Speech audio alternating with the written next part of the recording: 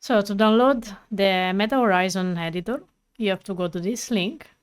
You can find it in the description of this video as well. And then you click on Desktop Editor. Download for Windows.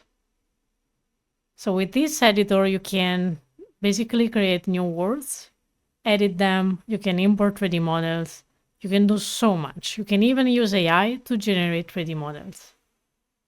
I already set it up, and I can tell you when you create a new word, this is the user interface.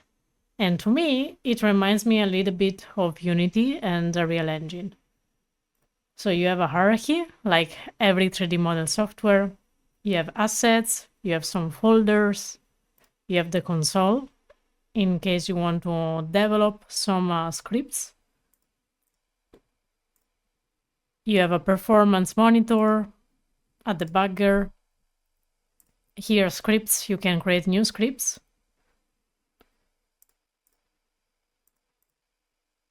And you can build sounds, colliders, shapes, gizmos, empty objects, and so on.